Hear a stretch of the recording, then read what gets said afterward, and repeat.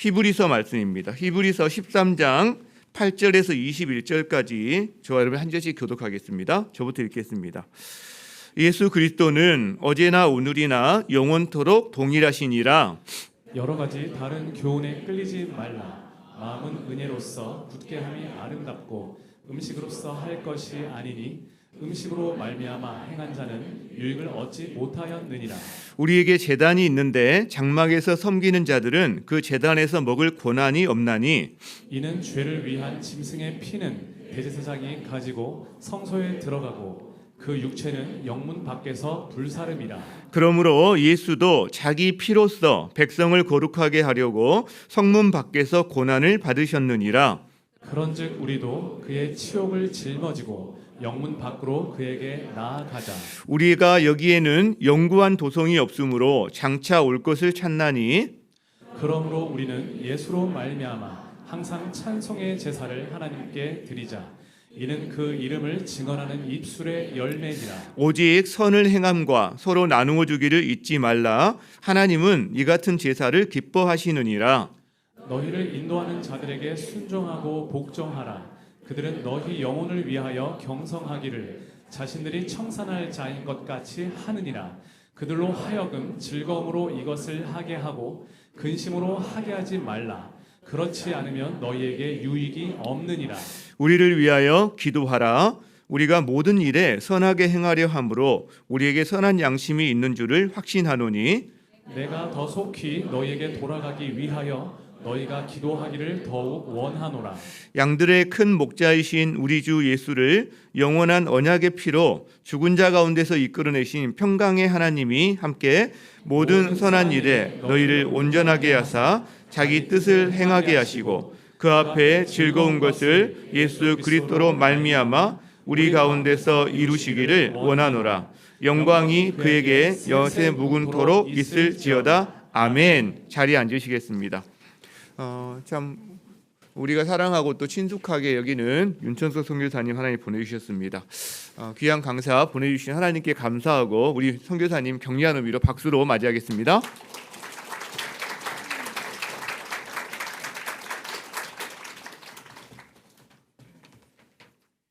할렐루야, 반갑습니다. 담임 목사님 무섭네요. 그렇죠?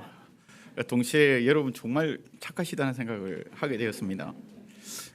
저에게 죽전 우리 교회는 일부에서 제가 그렇게 말씀드렸거든요. 하나님의 그 위로하십니다라고 제가 말씀을 나누었어요. 아마 여러분을 통해서 섬김 받는 모든 선교사님들이 동일한 마음을 가지고 계시리라 제가 확신합니다. 또 동시에 죽전 우리 교회는 여러분이 기도하는 선교사들에게 때때로 하나님의 음성입니다. 작년 10월 달에 이제 제가 사역을 이때까지 20몇 년을 하면서 처음으로 탈진이라는 것이 왔었거든요. 그래서 여러 가지 일들을 겪으면서 몸이 이제 한계에 부딪히고 한 번도 건강이나 아픔에 접은 적이 없는데 작년 10월 달에는 이제 아무것도 못 하겠더라고요. 그래서 처음으로 20몇 년 동안 사역하면서 처음으로 제자 훈련과 가르치는 일을 내려놓았었습니다. 어느 날 담임 목사님이 그때 11월경에 전화가 오셨어요. 그래서 걱정하시는 소리로 저한테 그렇게 이야기를 하시는 거예요. 윤성 교사 큰일 났다. 어떻게 하면 당신을 쉬게 하지? 당신 좀 쉬어야 될 텐데. 그렇게 이야기를 위로의 말이죠, 그렇죠? 그것까지는 위로 말이에요. 그러면서 또 이어지는 말씀이 내가 그 윤교수 선교사 기도 편지를 보면서 우리가 어떻게 하면 쿠바 사람들을 도울지 한번 생각하고 있어. 그렇게 이야기를 나누면서 저보고 쉬어라라고 하고 전화를 끊으셨어요. 그리고 나서 나중에 한 달이 지나 다시 연락이 왔습니다. 그때까지 아직까지 제가 완전히 회복되지 않았습니다. 이제 지금 올해 1월 달에 마지막 코로나를 겪고 한국에 저희 부모님이 위독하셔서 들어오게 되면서 이제 지금 이제 육체적으로는 이렇게 회복 과정 가운데 있는데 그 12월 1월 달에 담임 목사님 전화 오셔서 쿠바에 있는 목회자들을 위해서 의약품을 전달하기로 했다. 그래서 헌금이 이만큼 모아졌으니 얼마 되지 않지만 이것으로 이 일들을 한번 해봐 이렇게 이야기를 하시더라고요. 그래서 제가 첫 번째 들었던 생각은 무엇이냐면요, 아니 얼마 전에까지 내보고 쉬어라고 이야기를 하더니 그 조금 전에 우리 안식년을 하고 있는 리더들이 불쌍해 보였습니다. 안식년 아니죠, 그죠? 안식년은 쉬게 하는 것이 안식년 아닙니까? 근데 첫 번째 생각이 정말 그랬거든요. 형, 내 몸이 지금 아무것도 할 수 없는 상황인데, 그리고 이 재정으로 쿠바에 있는 목회자들에게 무엇을 내가 할 수 있지? 그 생각을 첫 번째 들었던 생각이었어요. 근데 잠시 그 이야기를 다시 한번 이렇게 생각을 하면서 제가 저희 과달라라에 있는 교회 성도들에게 했던 설교가 생각이 나더라고요. 과달라라 행복한 교회는 이제 여러분 그전처럼 저희들이 임대를 해서 교회 예배당에서 예배를 드리고 끊임없이 팬데믹 기간에도 멈추지 않고 예배를 드렸고 또 끊임없이 복음을 나누었고 끊임없이 구제 사역을 했고 끊임없이 이웃을 섬겼습니다. 저희들이 예배당 건축을 위해서 모아놨던 재정도 많은 분들이, 많은 목회자들이 소천하시는 것을 보면서 저희들이 길거리 아이들을 위해서 그 급식소를 만드는 그 재정 20만 원 정도였거든요. 제외하고 저희들이 모아두었던 이제 1억을 전부 다 감염된 목회자들과 이웃을 위해서 다 썼습니다. 그리고 제 안에 소망이 있었는데요. 우리의 어려움 때문에 우리 교회가 하나님의 사람이 하나님의 사람으로서 당연히 해야 될 일들을 멈추는 일은 절대 일어나서는 되지 않는다라고 제가 저희 성도들에게 설교를 여러 차례 걸쳐서 이야기를 했거든요. 그런데 쿠바의 상황을 보면서 저는 담임 목사님이 말씀하셨던 것과 같은 생각을 제가 하지를 못했었더랬었어요. 당장 1월 달에 저희들이 임대면 만료가 되어서 나가야 되는 상황이 되었고 개인적으로는 하나님께서 이렇게 그런 거 있잖아요. 내가 이렇게 했더니 하나님 이렇게 응답해 주시더라. 우리가 모아놨던 거 다 털어서 하나님을 섬겼더니 하나님 그거보다 갑절로 주셔서 이렇게 해주셨더라. 그런 간증이 일어나기를 소망했는데 하나님 응답 안 하시더라고요. 3년 동안 썼던 재정이, 근데 참 감사했던 거는 딱 1년도 안 된 사이에 저희가 사용했던 재정을 갑자기 부어주셨어요. 그래서 마음속에 무엇인가가 일어날 거라 생각했는데 그 한국 환율이 너무 안 좋아져가지고 갑자기 30%가 날아가고 다시 멕시코 환율은 15%에서 20%가 강해져가지고 전체적으로 한 50%가 날아가는 상황이 되더라고요. 그러니까 하나님의 시간이 아닌 거죠, 그렇죠? 당장 나가야 되는 상황. 성도들에게는 그럼에도 우리가 하나님 앞에 하나님의 사람으로 해야 될 것을 멈추지 말라고 이야기하면서 그것에 대해서 기도하고만 있는 나. 저희들 똑같은 지체인 친구들은 어려운 가운데 있는데 어렵구나. 제가 그 작년에 교통사고를 맞으면서 이제 양쪽 어금니가 다 박살이 났거든요. 근데 그냥 바쁘다는 이유로 어쩔 수 없이 그 시간을 놓쳐버려 가지고 다 이렇게 감염이 되었었습니다. 그래 한 6개월 동안 계속 얼굴이 부었다가 깔아앉았다가 부었다가 깔아앉았다 하는 이 시간들을 이렇게 보냈는데 나중에 이제 10월 달에 이제 마지막 시간을 내어서 병원에 가니까 다 서고 잇몸이 녹아났다고 다 긁어내는데 와 정말 아프더라고요. 그게 통증이나 고통에는 익숙해 있었는데 그때는 그 장로님이 제가 시간을 많이 뺄 수 없다라는 이유로 저 한 사람 때문에 3시간 동안 그걸 끌어내고 작업을 하시는데 저 눈물이 나더라고요. 근데 그 쿠바에 있는 우리 로베르토 목사 아내가 이제 저와 다르게 이제 잇몸 이빨을 빼다가 어금니 그 뿌리가 이렇게 있었는데 그 마취제가 없어가지고 살아있는 사람은 생사를 제가 그 이야기를 들었는데 정말 황당했거든요. 마취를 해도 제가 그때 너무 힘들었는데 의약품이 없어가지고 생사를 이렇게 찢어서 그걸 뽑아내야 된다. 그러면서 이제 지난달 기도 편지에서 제가 사진들을 몇 개 이렇게 보내줬지 않습니까? 현지인들이 그 상황을 저에게 사진으로 보내오기 시작했습니다. 약이 없어서 그냥 살아있는 사람을 이렇게 말로 할 수가 없습니다. 그런 것들을 보면서 안타깝다. 이제 기도해야지. 그까지가 제 한계였습니다.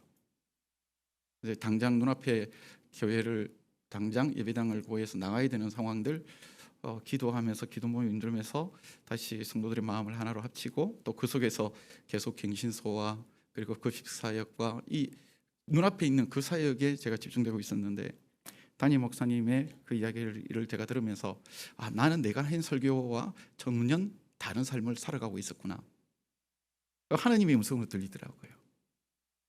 그렇게 해서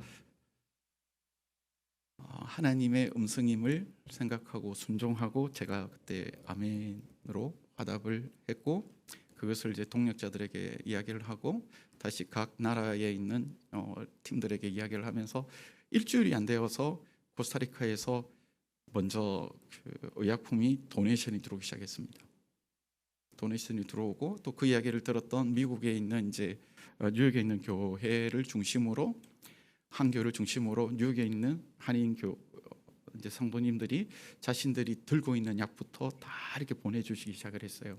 그래서 저는 아무것도 하지 않았습니다. 제가 움직일 수 있는 힘도 안 되었고 제 아버님이 이제 91살이 되셔서 이제 위독한 상황이었기 때문에 어쩔 수 없이 들어와서 지금도 이제 일주일에 몇 번씩 계속 병원을 왔다 갔다 하고 아버지 식사하고 또 모시고 그런 시간들을 보내고 있는데 근데 꼼짝을 안 하고 있는 상황 속에서도 그냥 저분이 이야기하셨던 그 말에 응답하고 성도들과 그리고 팀원들과 나누는 순간 아마 이번에 제 생각에 300kg에서 400kg의 약이 들어갈 거예요. 어쩌면 더 될 수도 있습니다. 현재까지 모아진 그 약만 주로 저희들이 항생제나 이렇게 특수한 약들을 지금 하고 있는 상황이거든요. 이렇게 4월 말에 이제 쿠바에 멕시코에 코스타리카에서 모아진 약과 미국에서 모아진 약이 들어가게 돼요. 이것을 보면서 제가 어떻게 이거를 통관을 시킬까 했는데 쿠바가 의약품이 없다 보니까 국가에서 한시적으로 외국에서 들어오는 모든 약은 세금을 물리지 않기로 결정을 했다는 거예요. 정말 신기하죠. 그래서 다시 선교사에게 축전 우리 교회는 위로이자 때때로 하나님의 음성이다. 여러분이 있는 이곳이 그런 곳입니다. 우리 리더들 불쌍하기도 하지만 왜ano? 네. 진짜요. 제가 잘 알아요. 제가. 네. 동시에 하나님의 음성이다라는 것을 다시 한번 생각하게 됩니다. 여러분 제가 여러분의 교회를 정말 사랑한다는 거 잘 아시죠? 제가 여러분의 교회를 사랑할 뿐만 아니라 여러분의 담임 목사님을 정말 사랑합니다. 담임 목사님이 저보고 주일 오늘 이 중요한 예배잖아요. 이 예배를 저에게 말씀하셨을 때 사실 아직도 저에게 힘이 없습니다. 이제 육체적으로 많이 회복이 되었지만 이제 그 기침도 멈추게 되었고 아직 누워 있으면 기침이 나옵니다. 이제 설교하면서 기침을 안 하는 법을 배웠어요. 근데 찬양할 때는 계속 아직도 이렇게 힘든 상황이거든요. 그럼에도 하나님이 사랑하는 교회 그리고 내가 사랑하는 담임 목사님이 사랑하는 이 교회에 내가 어떤 말씀을 나눌까를 생각했을 때 이 부활주일날 부활이 우리에게 주는 의미가 무엇인지 어쩌면 조금 신학적인 수 있지만 1부, 2부 시간을 통해서 여러분과 나누고자 하는 마음이 들어서 1부 부활이 우리에게 가져다 준 첫 번째를 제가 나누었습니다. 그것은 무엇이었냐면 성령의 시대를 열었다라는 것이었습니다. 여러분에게 부활은 어떤 의미인지 저는 잘 모르겠지만 여러분 부활로 말미암아 복음이 되었습니다. 부활로 말미암아 예수가 예수님 메시아가 되었거든요. 그 모든 역사 속에 성령의 함께하심이 있었습니다. 부활은 성령 없는 부활은요, 사실은 부활이 아닙니다. 부활의 능력은 우리의 모든 삶 가운데 성령과 함께 임하세요. 그래서 일부의 이 부분에 대해서 제가 이야기를 나누며 성령은 모든 믿는 자로 하여금 예수 그리스도를 날마다 경험하게 한다라는 이야기를 나누었습니다. 여러분, 성령님의 역사하심을 한 문장으로 이야기해라 한다면 모든 믿는 자의 삶 가운데 예수 그리스도의 삶을, 예수 그리스도를 우리의 삶 가운데 실현시키는 것이 성령의 일입니다. 우리를 바라보며 예수의 모습이 나타나고 우리가 생각하는 것이 예수의 생각이 되게 하고 우리가 행하는 것이 예수의 모습이 되도록 하는 일을 하기 위해 성령이 이 땅 가운데 임하는 거거든요. 그것이 언제 이루어졌냐면 부활로 말미암아 우리에게 임하게 된 사건이었습니다. 여러분 안에 이 놀라운 능력이 있는 줄 믿습니다. 그래서 예수님께서 이야기하세요. 나의 이름으로 기도해라. 그렇죠? 여러분, 우리의 모든 기도에 예수 그리스도의 이름으로 기도하죠. 여러분 그렇게 기도하시죠? 여러분, 예수님의 이름으로 기도한다는 뜻은 무슨 의미이죠? 왜 우리는 마리아의 이름으로 기도하지 않을까요? 왜 우리는 모세의 이름으로도 기도하지 않을까요? 예수님이 하나님의 아들이어서 우리는 예수님의 이름으로 기도할까요? 이 누구의 이름으로 기도한다라는 것은 관용어구입니다. 성경적 랍비적 관용어구라고 이렇게 이야기를 하는데요. 누구의 이름으로 기도한다라는 뜻은 누구의 자리에 서서 누구의 역할로라는 뜻입니다. 다시요. 누구의 이름으로라는 뜻이 무엇이라고요? 누구의 자리에 서서 누구의 역할로. 이것이 우리의 기도입니다. 왜 우리는 예수의 자리에 서서 예수의 역할로 기도할 수 있는 자가 되었습니까? 저와 여러분의 삶 가운데 부활의 능력과 함께 예수의 영인 성령이 함께 하시기 때문인 줄 믿습니다. 아멘이시죠?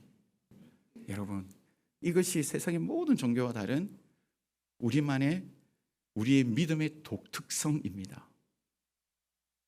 예수를 믿는 자, 주로 고백하는 모든 자가 예수의 자리에 서서 예수의 모습으로 살아갈 수 있는 특권을 우리에게 허락해 주셨습니다. 그래서 부활은 사실 사명의 시대를 우리에게 가져다 주었습니다. 다시요.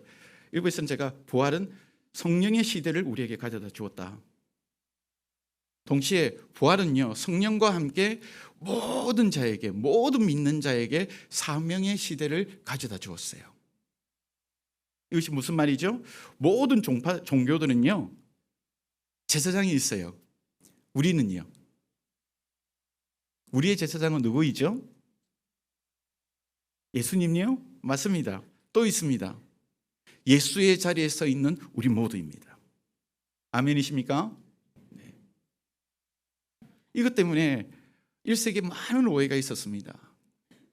모든 종교는 성전이 있습니다. 그런데 진짜 성전은 무엇이죠? 우리의 성전은요, 이 공동체라고요. 사람들이 혼돈했습니다. 너가 믿는 하나님을 보여줘. 나를 봐.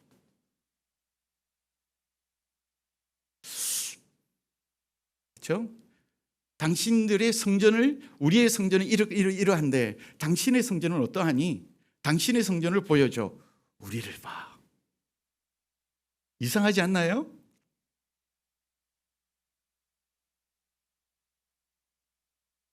사람은 또 물었습니다. 그렇다면 그 공동체에서, 그 성전에서 예배를 집도하는 제사장을 보여줘. 우리를 봐. 오늘 이곳에 있는 우리 모두가 하나님의 처소인 줄 믿습니다. 이곳에 있는 우리 모두가 왕 같은 제사장인 줄 믿습니다. 여러분, 이것이 부활을 통해 우리 모든 믿는 자에게 주신, 아니 우리 모든 믿는 자를 향해 하나님이 열어놓으신 세계예요. 부활은 무슨 시대를 열었다고요? 사명의 시대, 성령의 시대를 연 겁니다. 오늘 저와 여러분 읽었던 이 히브리서 13장은요, 제가 한국 타이틀을 이렇게 봤어요. 하나님이 기뻐하시는 자, 기뻐하시는 제사. 라틴어 타이틀은요, 이게 어떻게 되어 있냐면요, 그리스도인의 의무, 이렇게 되어 있습니다. 예수의 모습으로 살아가는 것, 예수의 자리에 서서 예수님처럼 기도하는 것, 예수님의 자리에 서서 예수님이 하신 사역, 예수님께서 이 땅에 사역하셨던 것 같이 똑같이 그와 같이 사역하는 것, 여러분 그것은 모든 부름받은 자의 삶의 모습인 것입니다. 성령의 시대와 함께 사명의 시대를 우리에게 열어주셨는데, 많은 이들은 이 사명의 시대에 함께하지 않습니다. 예수를 믿는다라고 이야기하지만, 예수를 주로 고백하지만, 성령을 자신을 위해 사용을 하고 자신의 꿈을 위해 하나님 앞에 나아갈 뿐입니다. 선교사로 지내면서요, 정말 많은 경험을 했어요. 여러분, 죽은 사람이 살아나는 거 본 적 있습니까? 있으세요? 손을 이렇게 하셨어. 죽은 사람이 살아나는 거 본 적 있으세요? 제가 그랬잖아요. 제가 99년 12월에 교통사고 나서 사망을 했다고요. 제가 눈을 떴을 때 제 위에 하얀 천이 있었습니다. 자, 다시. 여러분, 죽은 사람이 살아나는 거 보신 적 있습니까? 정말 그랬거든요. 낭떠러지에서 차와 함께 떨어져서 척추가 부러졌대요. 저는 아직도 진통제를 먹습니다. 혹시 우리 중에 천사를 본 사람이 있으세요? 아무도 없으시네요. 저는 천사를 봤습니다.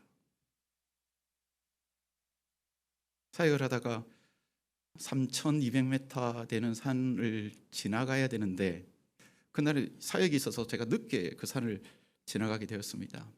운모가 4시부터 이렇게 탁 내렸는데 길이 안 보이더라고요. 그래서 죽겠구나. 근데 그때 어디선가 하얀 빛이 탁 나타났습니다. 그리고 제가 그 빛을 보고 따라갔습니다. 3,200m 그 산에서 나중에 따라 내려오니까요, 밑에까지 와 있더라고요. 근데 재밌는 것은요, 차들이 아무도 못 움직였어요. 제 눈에만 보이는 거예요. 그리고 제가 사도행전에 바울이 다메섹 도상에서 예수님을 만난 것을 깨닫게 되었습니다. 사람들의 눈에는 보이지 않지만 그의 눈에는 보이는 거거든요. 재작년 이곳에 와서 여러분과 담임 목사님 안식 그 월 동안 기도를 했죠. 여러분, 제가 기도하면서 좀 미친 것 같지 않던가요? 아이 아파서 있는 아이 보고 나오라 해가지고 나중에 제가 따라하면서 그랬죠. 회복된다고.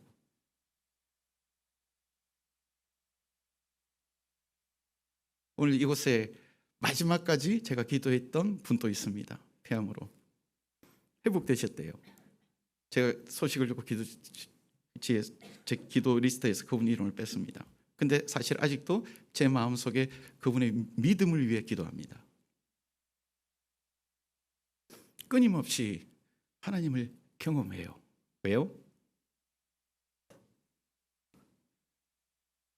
여러분, 부활은요, 첫째, 성령의 시대를 열었다고 했죠? 부활은요, 사명의 시대를 열었어요. 사명의 시대에 예수님이 계신 곳이 있습니다. 여러분, 예수님은 어디에 있을까요? 우리 안에 계십니다. 그렇게 이야기하려고 하죠. 그렇게 생각하 있어. 예수님 어디 있습니까? 우리 안에 계십니다. 그렇게 이야기하려고 생각하시죠? 그렇게 생각하겠어. 다 맞는 이야기입니다. 근데 진짜 예수님이 계신 곳은요, 다른 곳입니다. 이것이 오늘 저와 여러분이 읽었던 히브리서 13장의 이야기입니다. 오늘 이 본문을 다시 한번 읽어보도록 하겠습니다. 히브리서 13장 11절. 죄를 위한 짐승의 피는 대제사장이 가지고 성소에 들어가고 그 육체는 어디에서? 영문 밖에서. 자, 12절입니다. 그러므로 예수도 자기 피로서 백성을 거룩하게 하려고 어디에서? 우리는 고난주간 예수의 피를 묵상합니다. 어떤 경우는요. 근데 예수님은요, 죽음보다 예수님이 힘드신 것이 있었습니다. 뭔지 아세요? 수치요. 그러나 오늘 이 본문에서 참 재미있게 계속해서 되풀이돼서 이야기하는 몇몇 이야기가 있는데요. 첫 번째가 무엇이냐면 영문 받기 우리의 사명지라는 것입니다.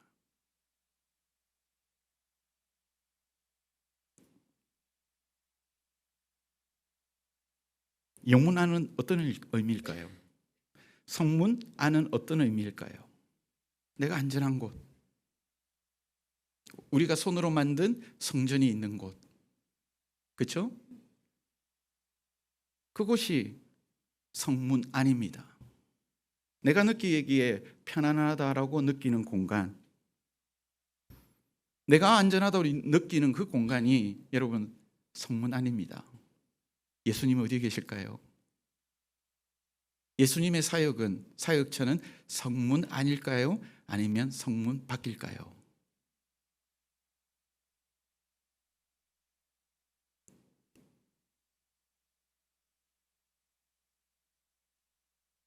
제가 좋은 교회 다녔거든요. 좋은 스승을 만나서 훈련을 받았습니다. 그러나 진짜 예수님을 날마다 경험했던, 그리고 경험하고 있는 공간은요, 성문 안, 영문 안이 아닌 영문 밖입니다. 저는 축전 우리 교회를 하나님께서 하나님의 사명의 교회로 부르신 줄 믿습니다. 기도할 때마다 너무 감사해요. 안식 연인데 나와서 그렇죠? 담임 목사, 왜 이렇게 목소리가 작습니까? 내라도 목소리 작죠. 나도 안 할 것 같아. 그런데 주님이 계신 곳은요, 내가 좋은 교회 다녔는데 좋은 교회에 있을 때는요, 하나님 음성이 자주 들리지 않았습니다. 좋은 교회에서 훈련받으며 말씀으로 양육받았을 때 내가 아는 하나님의 말씀은 내가 읽는 성경, 내가 하는 큐티, 그리고 배우는 말씀이 전부였습니다. 그런데요, 영문 밖으로 딱 나오니까요, 말씀이 내 삶의 일부가 되더라고요. 여러분은 신약 성경을 어떻게 이해하고 계십니까? 여러분 바울스 씨를 읽고 이게 무슨 말인지 고민하시죠? 영문 밖에서 살아가면요, 그것이 우리 삶의 일부라는 것을 알게 됩니다. 복음을 전하다가 두들겨 맞아요. 그래서 바울스 씨를 읽어보면 이렇게 맞으면서 왜 이랬을까? 마음을 알아요. 맞으면서도 기쁘더라고요. 부산말로 미친갱입니다, 이거. 그런데 정말 그렇더라고요. 툴툴 털고 다시 일어나서 복음을 전하게 되더라고요. 복음을 전한다고 쿠바에서는 나라를 전복하는 반동분자가 되어서 감금당했습니다. 바울스 신을, 사도행전을 읽으며 바울스 신을 읽으면서 똑같은 것을 봅니다. 그리고 그가 적은 글자가 아닌 그가 그렇게 적을 수밖에 없었던 그 마음이 읽혀져요. 내가 영문 안에 있었을 때는 여러분 몰랐습니다. 내가 영문 안에 있었을 때는, 내가 성문 안에 있었을 때는, 내가 좋은 교회 안에 있었을 때는, 내가 보호받는 공동체 안에 그냥 머물렀을 때는요, 하나님의 말씀이 성경책으로만 다가왔습니다. 그러나 내가 영문 밖으로 나가는 순간 하나님의 마음이 읽혀져요.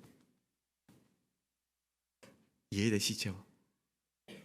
저는 감히 죽전 우리 교회가 한국에 있는 그 어느 교회보다 정말 하나님의 마음을 깊이 아는 교회인 줄 믿습니다.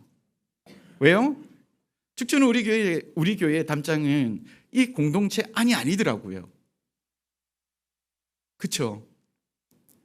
제가 저희들이 교회를 짓기 위해서, 예배당을 만들기 위해서 헌금을 쭉 그렇게 모아놨던 그거를 털고 한 번도 보지 못하는 사람들에게 그냥 목사라는 타이틀을 가지고 감염이 되어서 어려움에 처했다면 다 보내줬어요. 누구를 통해? 저를 통해서가 아닌 그 지역의 교단, 그 지역의 선교사님, 그 지역의 단체를 통해서 다 배포했습니다. 그분들은 저를 아무도 모릅니다.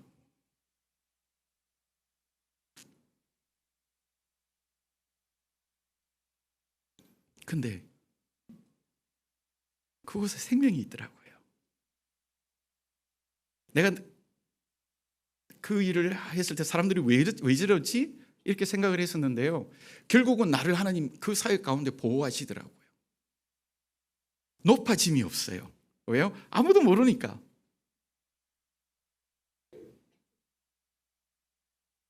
예수님의 마음은, 하나님의 마음은 여러분 어디에 있습니까? 영문 안이 아닙니다.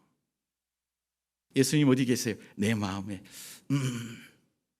맞아요. 그러나 진짜 예수님의 마음은 영문 밖입니다. 예수님 어디 계십니까? 우리 교회예요. 예배당 아닙니다.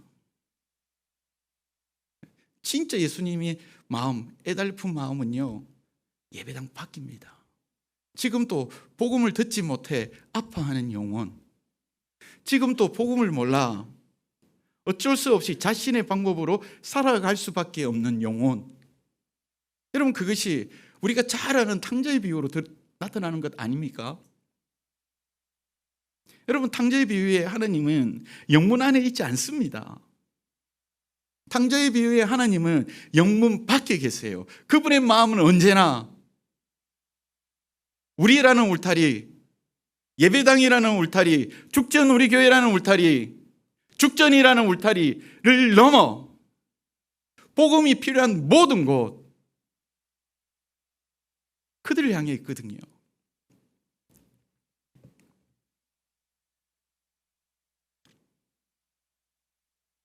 사명자는, 여러분 사명자는 책과 훈련으로 예수를 배울 뿐만 아니라 사명자는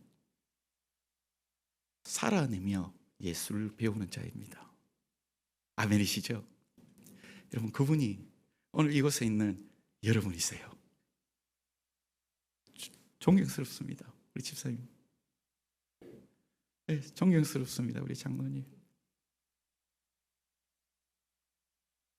사명자는 다시 여러분 책과 훈련으로 배울 뿐만 아니라 진짜 사명자는요, 자신의 삶을 말씀 앞에 순종하며 살아내면서 이 성경에 기록되어 있는 말씀뿐만 아니라 이 성경으로 기록할 수 없는 수많은 것들을 가슴에, 그의 삶에 경험하며 살아가는 존재인 줄 믿습니다.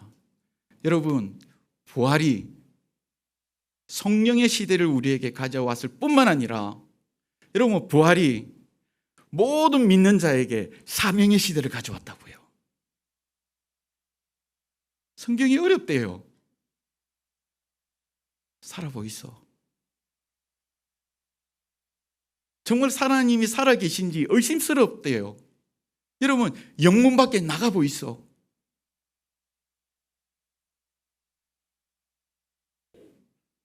아직도 하나님의 음성이 들립니까? 제가 작년에 들었던 질문이에요.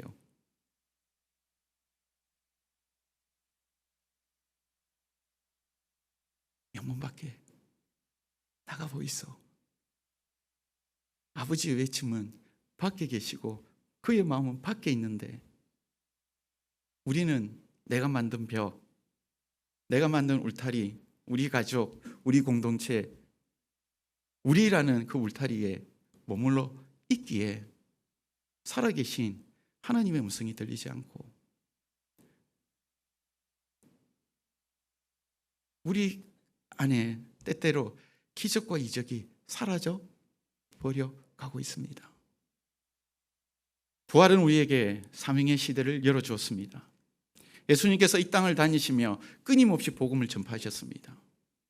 예수님께서 이 땅을 다니시며 끊임없이 가르쳤습니다. 예수님이 이 땅을 다니며 끊임없이 치유하셨습니다. 그 이 세 가지의 이 사역이 오늘 그를 믿는 모든 자에게 주어진 거거든요. 아멘이시죠? 가르치기 위해 배우잖아요. 전파하기 위해 훈련받잖아요. 그리고 끊임없이 우리 삶을 통해 우리의 전파와 우리 가르침을 통해 영혼이 구원될 뿐만 아니라 상한 심령이 회복될 뿐만 아니라 눈물 흘리는 자가 기뻐하게 될 뿐만 아니라 안전뱅이가 일어나는 역사들이 일어나는 일들이 일어날 줄 믿습니다. 선교지는 그런 곳이거든요. 선교지는 진짜 그런 곳입니다. 저희들에게 약이 없습니다. 때때로 지역에 따라서. 그러나 우리가 기도할 때 정말 암덩어리가 뚝 떨어지는 역사들이 일어나요. 우리가 외치고 우리가 믿는 것은 부활은 모든 믿는 자에게 사명의 시대를 가져왔다.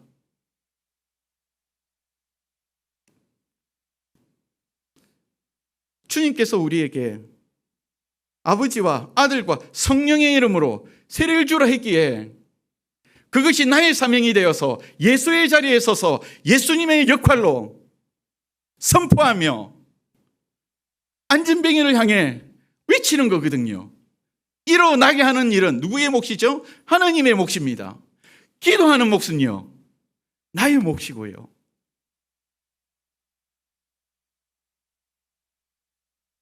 다시 부활은 모든 믿는 자에게 성령의 시대를 열어두었습니다. 우리가 이 부활의 능력을 경험하지 못하는 첫 번째 이유는 하나님이 계신 곳에 내가 함께하지 않기 때문입니다. 그러나 죽전 우리 교회는 여러분 이 공동체 안에 끊임없는 선한 소식들이 흘러넘치잖아요. 왜 그렇습니까? 여러분의 마음이, 여러분의 생각이, 여러분의 섬김이 성문 안이 아닌 영문 밖에 있기 때문에 그런 줄 제가 믿습니다. 오늘 담임 목사님 이 일대 섬기는 것도 저 똑같이 생각을 했어요. 들으면서. 왜 우리는 영문 밖으로 나아가는 것을 이렇게 두려워할까요? 13절입니다. 오늘 이 히브리서 저자는 우리에게 이렇게 이야기합니다. 우리도 그에게 나아가자. 어디로? 영문 밖으로. 부활절을 맞이하여 서로 다른 기대로 오늘 이 자리에 와 계실 텐데 여러분 부활을 통해 우리가 부활되어야 될 믿음은 주님의 계신 곳에 우리도 함께 계시는 연습. 우리도 나아가자. 영문 밖으로. 살아계신 하나님 경험하기를 소망하시죠?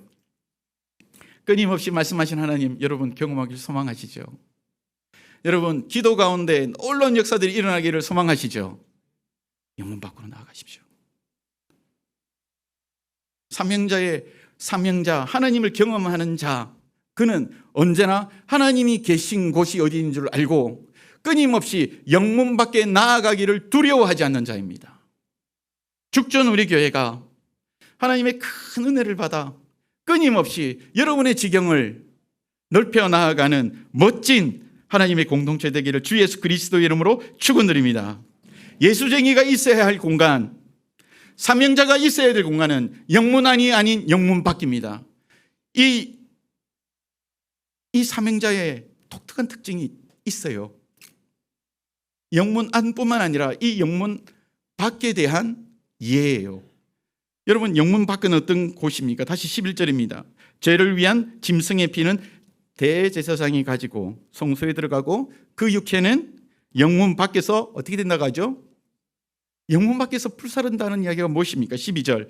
그러므로 예수도 자기 피로서 백성을 거룩하게 하려고 성문 밖에서 무엇을 받느니라? 대속죄일의 완성은요, 어린 양의 핏부림이 아닙니다. 히브리서 이 13장에 이야기하는 이야기를 잘 생각을 해 보십시오. 대속죄일 날, 이 대속죄일의 완성은요, 영문 밖에서의 불사름이에요.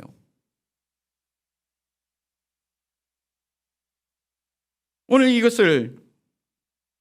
이 불사름을 영문 밖에서, 성문 밖에서 고난을 받는 것으로 12절을 이야기하고 있는 거라고요. 여러분, 멋지게 하나님의 나라를 위해서 죽는 것 대단한 일이죠. 그러나 누군가는 할 수 있는 일입니다.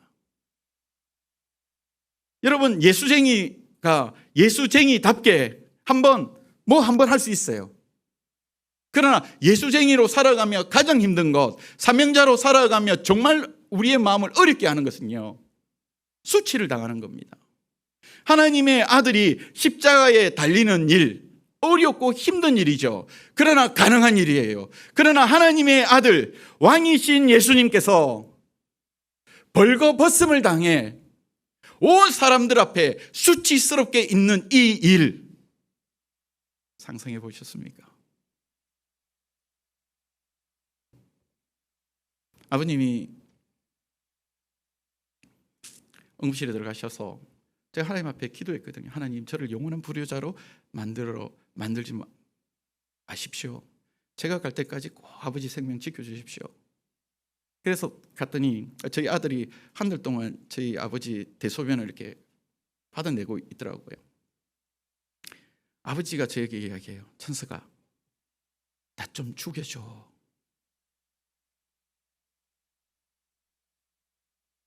사람들 앞에 아무것도 할 수 없이 이렇게 대소변을 하는 일이 너무 수치스러운 일이었던 것이에요.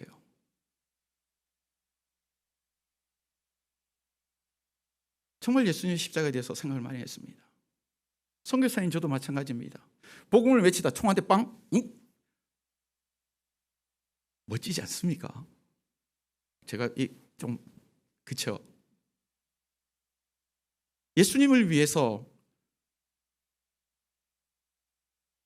한 생명 바치는 일, 사명자에게 뜨거움으로 다가올 겁니다. 그런데 수치를 당해야 된대요.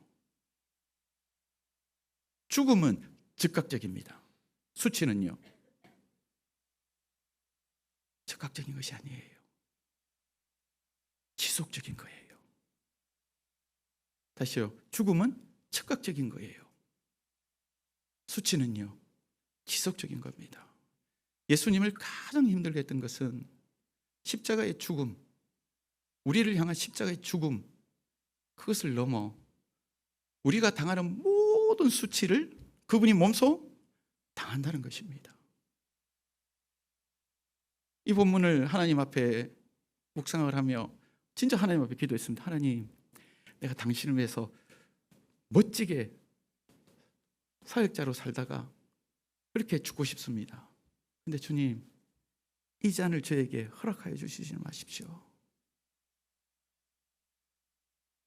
예수의 잔이 죽음의 잔이 아닌 수치의 잔이더라고요.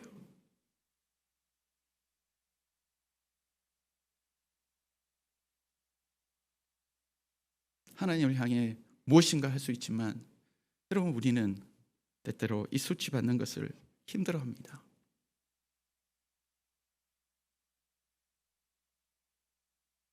죽음보다 힘든 것, 지옥. 13절에 이렇게 이야기합니다. 우리도 그에게 나아가자, 영문 밖으로, 그의 치욕을 짊어지면서.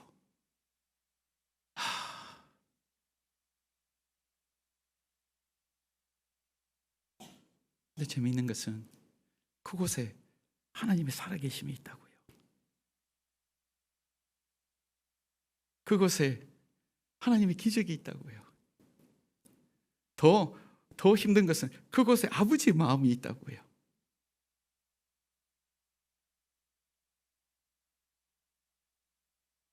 그곳에 아버지의 마음이 있다고요.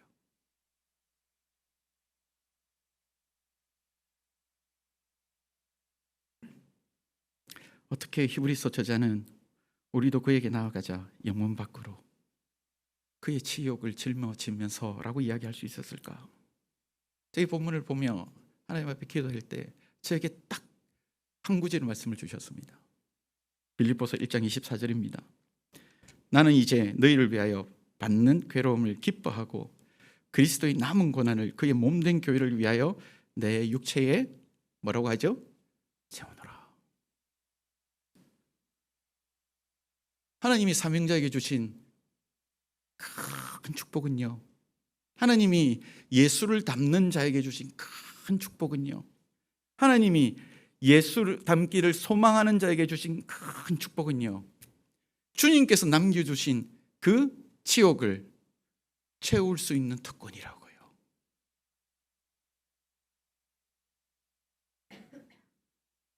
성문 안에는요, 이것이 필요가 없어요. 영문 안에는요, 치욕 당할 일이 없어요. 영문 밖을 나가서 복음을 외치면 무엇을 경험하죠? 거절을 경험해요. 내가 왜 거절을 경험해야 되죠? 왜 내가 부끄러움을 당해야 되죠? 에이, 예수쟁이들, 너희나 잘 살아. 내가 무슨 나쁜 일을 했다고. 그렇지 않나요?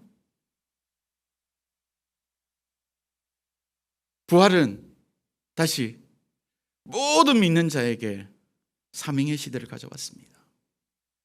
예수님이 계신 곳은 성문 안이 아닌, 영문 안이 아닌 영문 밖입니다.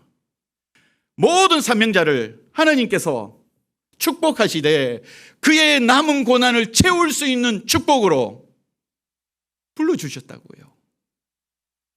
이것을 깨닫지 못하면 여러분, 치욕이 됩니다. 그러나 이것을 깨달으면요, 치욕이 감사가 되고 기쁨이 돼요.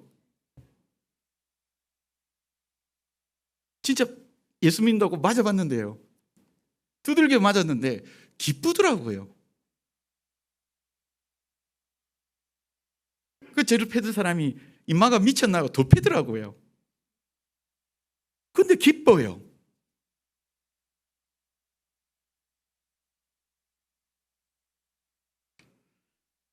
사랑하는 사명 공동체인 죽전 우리 교회 여러분, 그리스도를 깊이 경험하는 멋진 죽전 우리 교회 되시기를 주 예수 그리스도 이름으로 축원드립니다. 예수를 닮을 뿐만 아니라 예수님께서 우리에게 남겨두신 것, 그것을 영광으로 여기며 살아갈 수 있는 멋진 우리 교회 여러분 되시기를 주 예수 그리스도 이름으로 축원드립니다. 우리 찬양팀 앞으로 나와 주십시오. 어떻게 두드려 맞으면서 기뻐할 수 있을까? 어떻게 그리스도의 남은 고난을, 남은 치욕을 짊어지면서 영문 밖으로 나아갈 수 있을까? 14절에 이렇게 이야기합니다. 우리가 여기에는 연관도성이 없으므로 라고 이야기해요. 바울이, 아니 이 히브리서 기자가 이 치욕을 짊어지며 기쁨으로 나아갈 수 있었던 이유는요, 부활이 있었기 때문에 그렇습니다. 부활의 관점에서 지금을 보면 이것이 문제가 안 되더라고요. 내가 영원히 살아갈 그 처소에서 지금 이 땅에서 받는 이 일들을 바라보면 여러분, 지금 잠시 내가 겪는 이것이 아무 문제가 되지 않더라고요. 오히려 영원히 살아갈 그곳에서 내가 예수님의 그 옷자락 한 끝자리를 붙들고, 주님, 나도 이렇게 살았습니다. 나에게 이런 기회 주셔서 너무 감사합니다.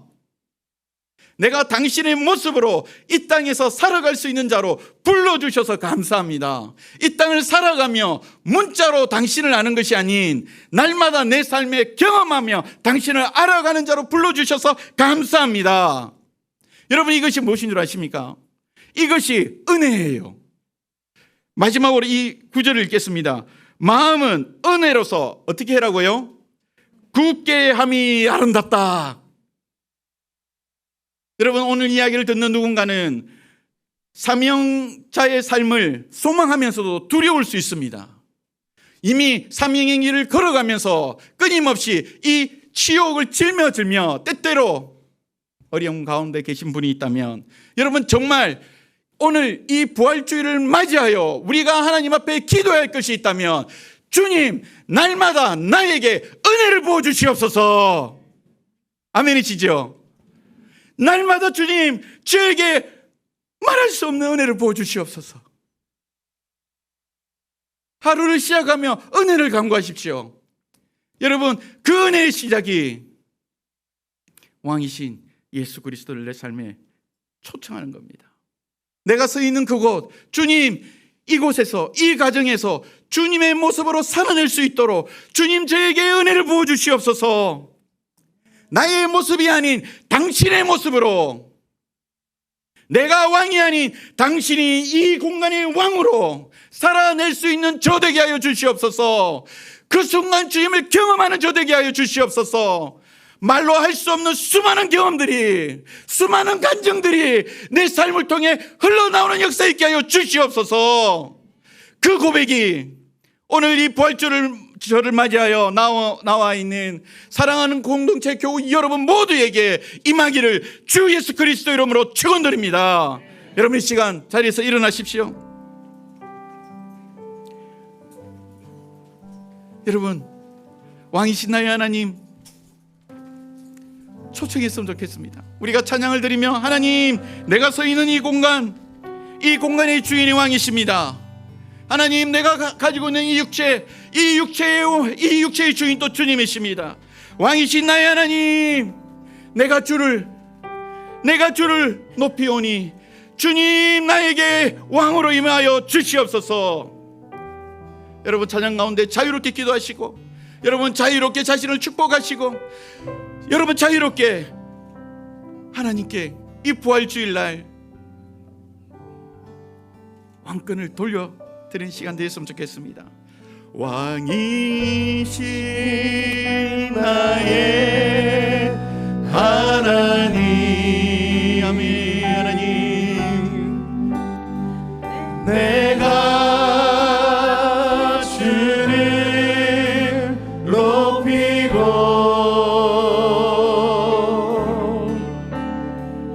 영원히 주의 이름을, 당신이 우리의 왕이십니다. 가리이다. 예수 우리 왕이여, 예수 우리 왕이여. 하나님, 부활로 사망 권세를 이기신 나의 하나님 아버지, 오늘 이 공간 가운데 임재하셔서 주님, 당신의 백성을 한량없이 축복하여 주시고 은혜 부어 주시옵소서. 우리에게 주님의 은혜가 필요하오니 부활절을 맞이한 우리에게 날마다 한없이 부어주시는 주님의 은혜가 필요하오니 주여, 우리에게 은혜를 부어 주시옵소서. 우리가 입을 열어 주님의 왕되심을 선포합니다.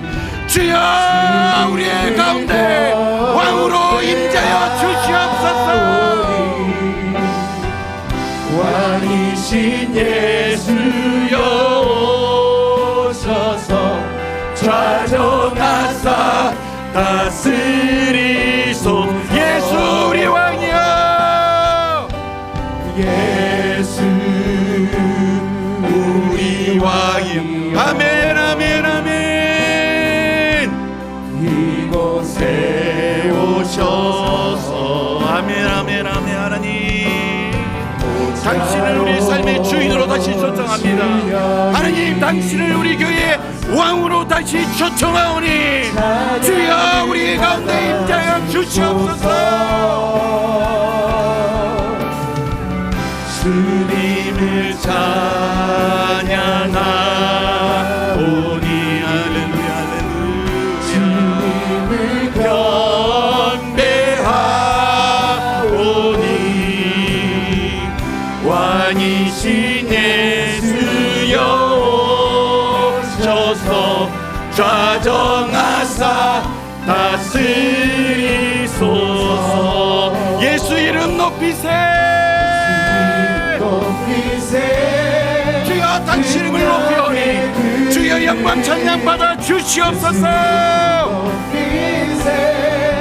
구원의 그 이름 예수 이름을 부르는 자, 예수 이름을 믿는 자, 예수 이름 앞에 나오는 자 복이 있도다. 예수 이름 높이세.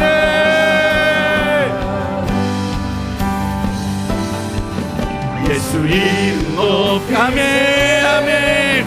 부활의 주님 우리의 찬양을 받아 주시옵소서. 부활의 주님 우리의 올려드리는 이 마음을 기쁨으로 변하여 주시옵소서. 아멘. 주여 영광 받아 주시옵소서. 주님만이 우리의 왕이십니다. 주님만이 우리의 구원자 되심을 선포합니다. 예수